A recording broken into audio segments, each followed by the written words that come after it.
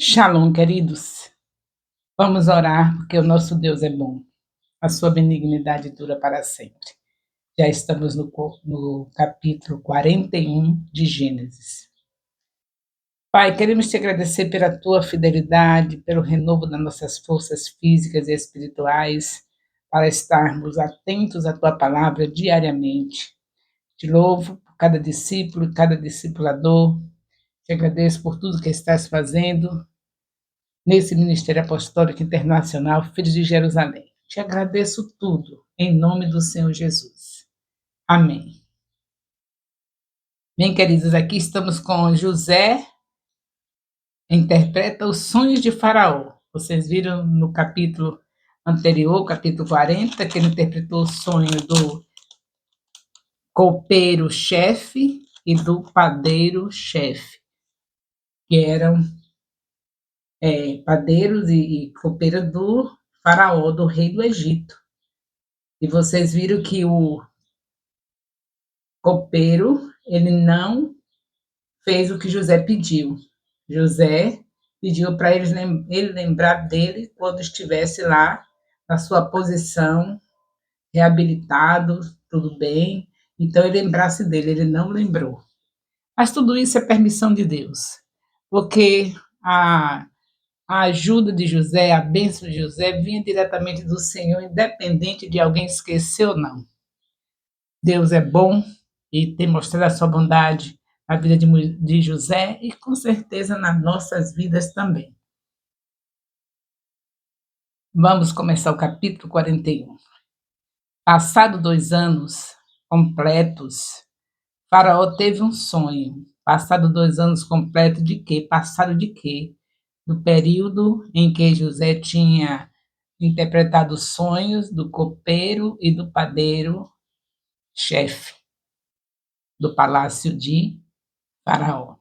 Agora passaram-se 2 anos e Faraó também tem sonho. Passou 2 anos e eis que estava em pé junto do rio Nilo, ao rio Nilo. Do rio subiam 7 vacas de boa aparência e gordas e pastavam no meio dos juncos. Após elas subirem do rio, outras 7 vacas de aparência feia e magras pararam junto às primeiras vacas gordas, né? Parou agora junto às vacas gordas, as magras, de aparência feia. Elas aparecem também, se apresentam à margem do rio. As vacas de aparência feia e magras engoliam as 7 vacas de boa aparência e gordas. Então Faraó acordou, tornando a dormir, sonhou outra vez. De uma só haste saíam 7 espigas cheias e boas, e após elas nasciam 7 espigas mirradas e queimadas pelo vento leste.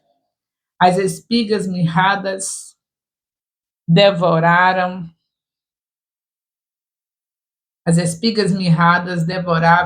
as 7 espigas cheias. Então Faraó acordou.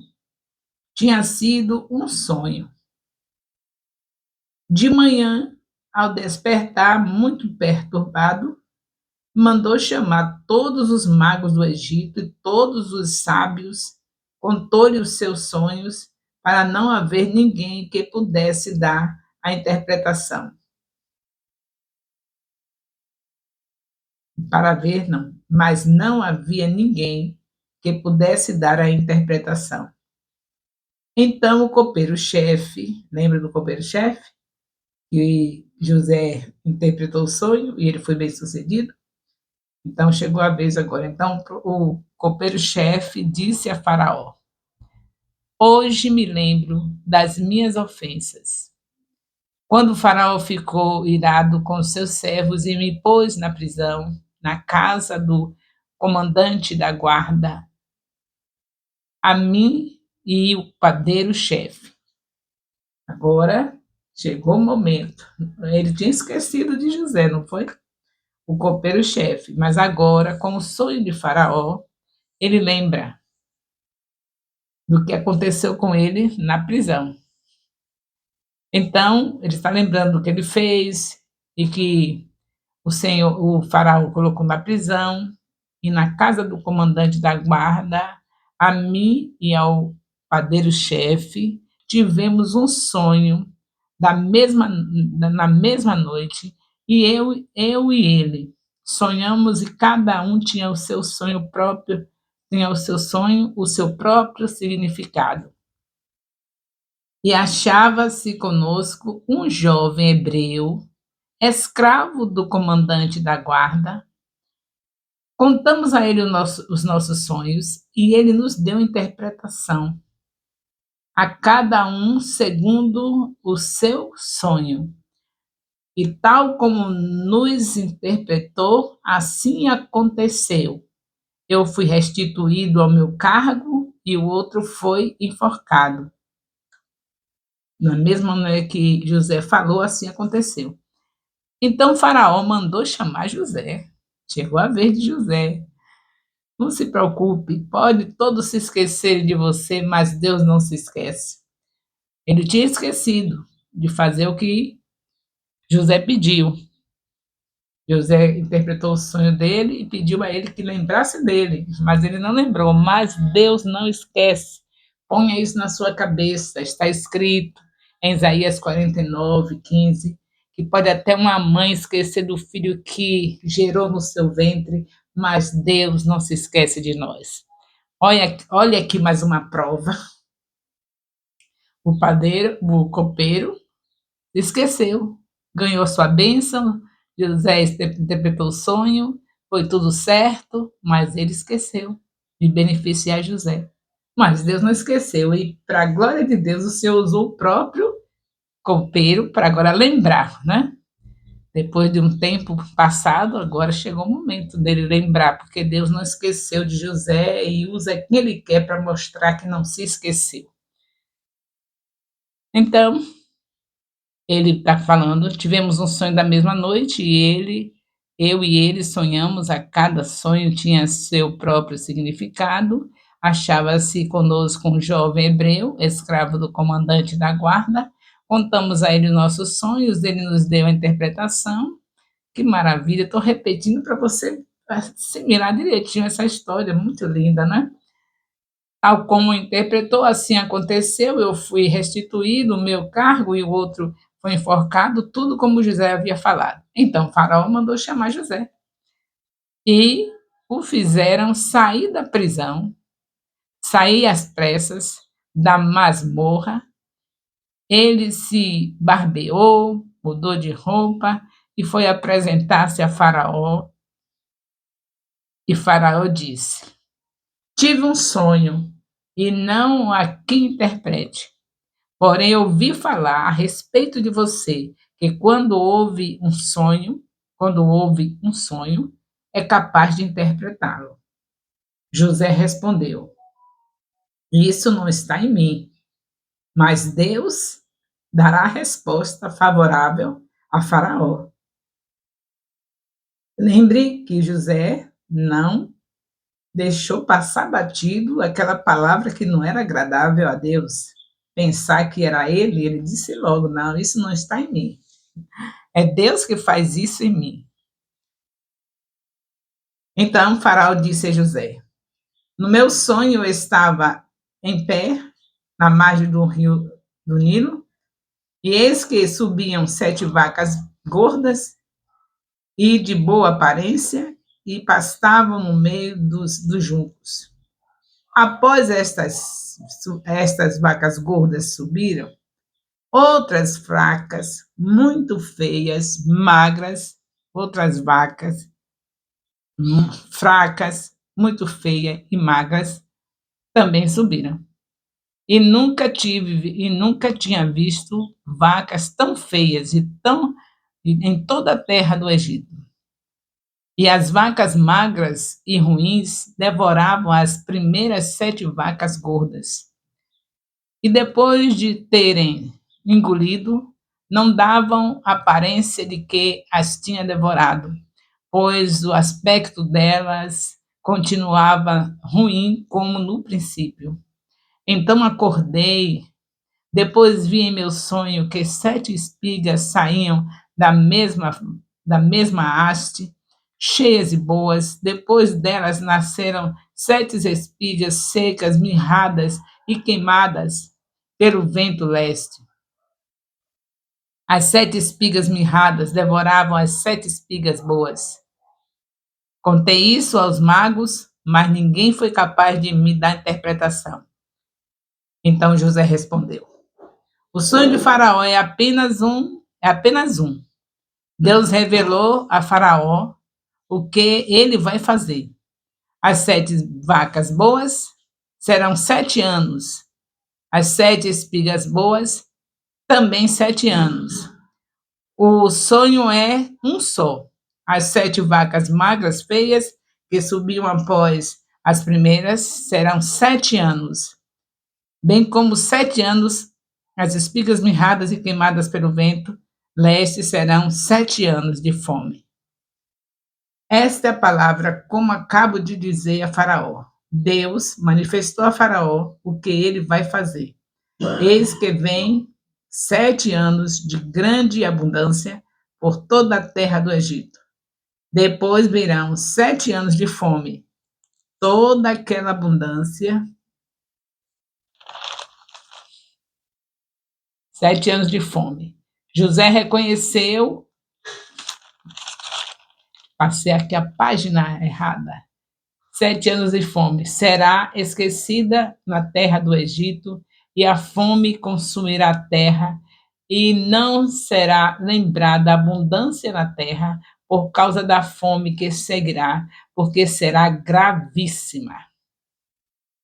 O sonho de Faraó foi repetido porque a coisa é estabelecida por Deus, e Deus se apressa em fazê-la. Agora, pois, Faraó devia escolher um homem ajuizado, sábio e encarregado de dirigir a terra do Egito. Faraó devia fazer isto por administradores sobre a terra e recolher a quinta parte dos frutos da terra do Egito nos 7 anos de fartura. Esses administradores deviam ajuntar toda a colheita dos bons anos que virão, recolher cereal por ordem de Faraó para mantimento nas cidades e guardá-lo em armazéns e guardá-los em armazéns. Assim, o mantimento servirá para abastecer a terra nos 7 anos de fome que haverá no Egito, para que a terra não seja destruída pela fome. Agora veremos nesse subtítulo José como governador do Egito. O subtítulo desse capítulo 41. O conselho agradou a Faraó e a todos os seus oficiais. Então Faraó perguntou aos seus oficiais: será que poderíamos achar alguém melhor do que José, um homem em quem está o Espírito de Deus? Depois Faraó disse a José: visto que Deus revelou tudo isso a você, não há ninguém tão ajuizado e sábio como você. Você será o administrador da minha casa, e todo o povo obedecerá à sua palavra. Somente no trono eu serei maior do que você. E Faraó disse mais a José: eis que eu o constituo autoridade sobre toda a terra do Egito. Então Faraó tirou o seu anel sinete da mão e o pôs no dedo de José. Mandou que o vestisse com roupas de linho fino e lhe pôs no pescoço um colar de ouro. E o fez subir na sua segunda carruagem, e clamavam, dizendo dele: inclinem-se todos. Desse modo deu-lhe autoridade sobre toda a terra do Egito. Disse ainda Faraó a José: eu sou Faraó, mas sem a sua ordem ninguém poderá fazer nada em toda a terra do Egito. E Faraó chamou José de Zafenate-Paneia, e lhe deu por mulher a Senate. O nome dele ficou sendo Zafenate-Paneia, e a mulher que Faraó deu para ele, a Zenate, filha de Potífera, sacerdote de On. E José percorreu toda a terra do Egito. Aqui vocês veem que José está casando com alguém que não é como Deus tinha determinado para o seu povo. Está casando com uma mulher que era filha de Potífera, sacerdote de On. Não era sacerdote do Deus Altíssimo. Mas vocês estão vendo que aqui José está debaixo de uma autoridade que está sendo usado por Deus para exaltá-lo, para realizar o sonho que ele havia tido na sua adolescência. Então, não está se mostrando aqui que José, por ele mesmo, tenha decidido a fazer algo que não era comum aos filhos de Deus. A descendência de Abraão sabia que tinha que casar com pessoas da sua parentela, pessoas que não fosse estrangeira. Porém, não se esqueça que aqui foi permissão de Deus pelo fato de Faraó estar sobre ele. E ele está em obediência à autoridade. Aqui é mais uma vez provado o que está escrito em Romanos 13, que a autoridade, sendo boa ou má, é para ser obedecida. José não estava escolhendo essa mulher, foi apenas uma obediência. Então José tinha 30 anos de idade quando se apresentou a Faraó, rei do Egito, e andou por toda a terra do Egito. Nos 7 anos de farturas, a terra produziu com abundância, e José juntou todo o mantimento que houve na terra do Egito durante os 7 anos, e guardou nas cidades o mantimento do campo ao redor de cada cidade. Foi guardado na mesma cidade todo o mantimento do campo ao redor da cidade, de cada cidade, foi guardado na mesma cidade. Assim José juntou muitíssimo cereal, como areia do mar, até perder a conta, porque ia além das medidas. Antes de chegar à fome, nasceram 2 filhos a José, os quais lhe deu o nome de Azenate, filha de Potífera, sacerdote de On. Ao primogênito, José chamou de Manassés, pois disse: Deus me fez esquecer todo o meu trabalho e toda a casa de meu pai. Deus me fez esquecer todo o meu trabalho e toda a casa de meu pai. O primeiro filho de José, Manassés, o nome tinha esse significado, apresentando um pouquinho da dor de José. Ele era um ser humano, ele se comportou de uma maneira agradável a Deus, ele não esteve em momento algum ansioso, desesperado por tudo aquilo que ele estava sofrendo, ele estava confiante em Deus, mas ele era um ser humano. O nome do filho traz um pouco do que ele estava sentindo aqui. Deus me fez esquecer todo o meu trabalho e toda a casa de meu pai. O significado era esse. Não se esqueça. Deus sabe que eu e você somos seres humanos, mas Ele leva em conta a sua vida de constante busca dEle. Reconhecer que não é nada, mas que quer estar com Ele. Foi isso que José provou a cada instante. Quando ele chegou na casa de Potifar, ele mostrou que estava tranquilo, que estava confiando na promessa de Deus. Ele sabia que o sonho que Deus deu para ele era uma visão, era algo real, ia acontecer. Ele provou isso com aquela tranquilidade. Você acha que Potifar ia ver que tudo, que Deus estava com ele em tudo, se ele estivesse ansioso, se ele estivesse se irritando com tudo, impaciente, nervoso por estar passando aquele sofrimento sem merecer, é sinal que ele estava tranquilo em tudo, confiando em Deus em tudo. E quando ele chega na prisão, o chefe da prisão ia entregar ele como está tomando conta dos demais presos, se ele tivesse chegado na prisão murmurando, é, achando que Deus estava injusto com ele, então o que conta é que José, o tempo todo, procurou honrar a Deus, procurou confiar na promessa dele, procurou confiar que aquele sonho não era em vão. Então, pronto. Agora chega um momento que não é algo correto, mas que não foi ele que disse: Eu quero casar com essa filha do sacerdote do Deus On. Não, ele não disse isso. Foi apenas uma obediência, esse casamento.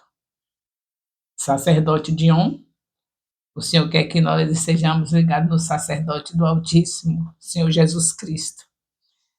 Mas, infelizmente, esse faraó não tinha esse conhecimento e determina esse casamento para José. E aqui ele está mostrando, no primeiro nome do filho, Manassés, o que se passava na vida dele como uma pessoa humana.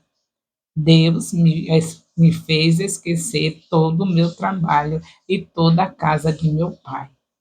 Dizer, daqueles irmãos que fizeram aquela perversidade com ele. Tá vendo? Esquecendo, Deus fez esquecer disso. E o filho, o nome do filho foi uma homenagem a essa obra de Deus na vida dele, de não deixar ele marcado, desesperado pelo que aconteceu na casa do seu pai, através dos seus irmãos. Ao segundo filho, ele deu o nome de Efraim, pois disse: Deus me fez próspero na terra da minha aflição. O Manassés, falando do que ele estava sentindo em relação à casa do pai dele, significava isso. O Efraim está mostrando que ele reconheceu que Deus prosperou ele na terra da aflição dele. Ele não estava ali no Egito, na aflição, naquela aflição de ser condenado ao cárcere por causa de um falso, de uma mentira da esposa de Faraó. Ele não estava ali na aflição quando ele foi novamente, quando ele estava na prisão e o copeiro se esqueceu dele? Então, mas agora Deus o recompensou dando um filho e ele aproveita para colocar o nome do filho que significava o momento que ele estava vivendo. Deus fazendo ele prosperar na terra da aflição dele.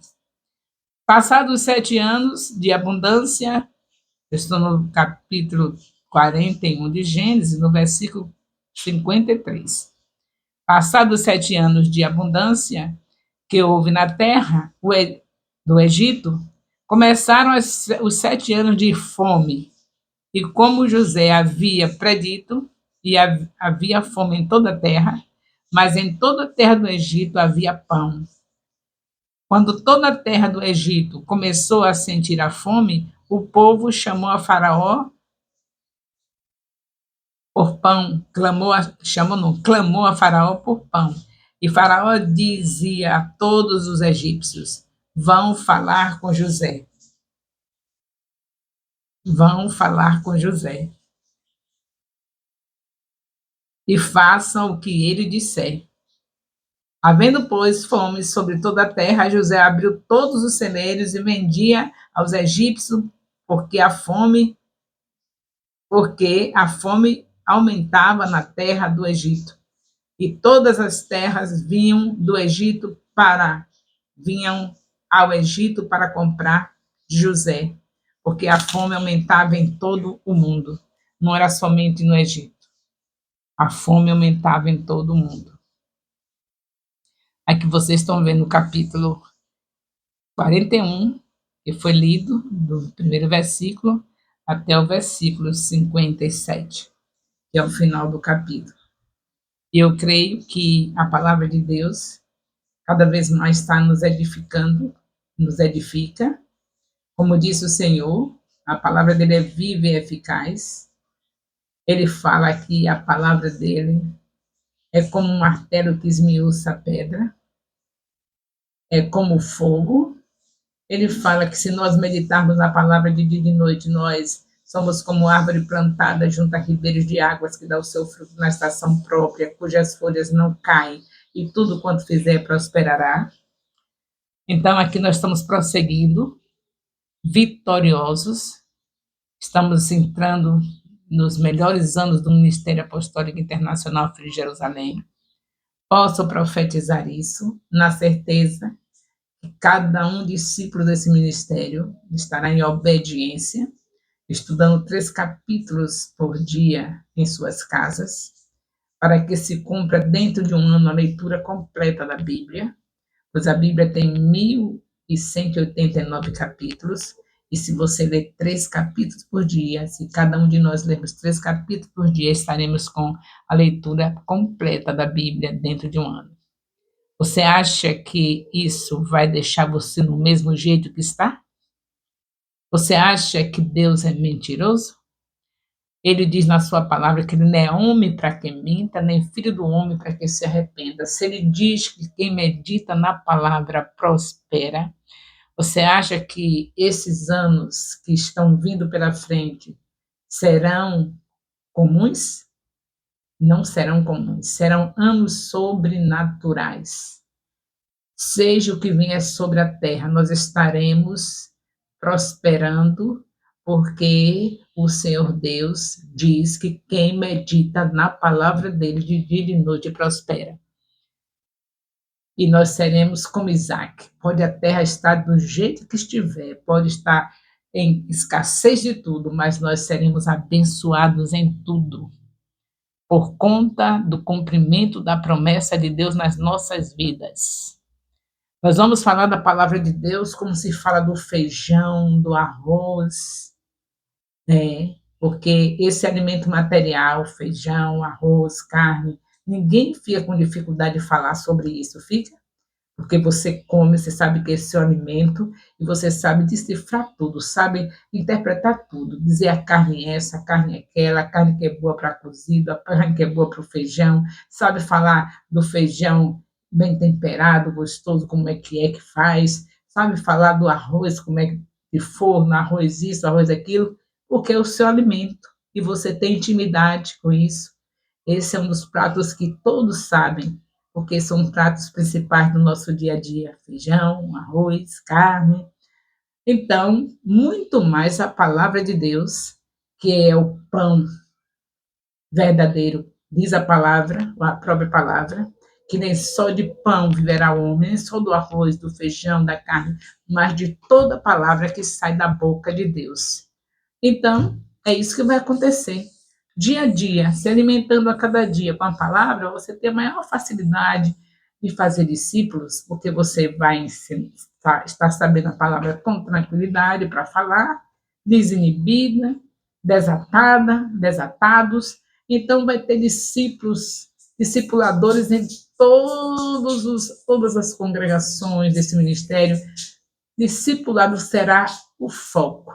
Discipulado será a razão da mudança, da reforma, porque todo o ministério falando uma só língua, recebendo o ensino, dentro de um ano, a Bíblia toda ensinada, e aí o que vai acontecer com esses discípulos? Vão continuar no discipulado o tempo todo, só ali sem progredir, sem desatar? De jeito nenhum, porque eles vão ter facilidade de falar do que é mais importante na vida, que é a palavra de Deus. Aí eles vão ganhar vidas, ganha pela palavra, pelo poder da palavra, vão estar consolidando pelo poder da palavra, vão estar discipulando pelo poder da palavra e vão estar enviando.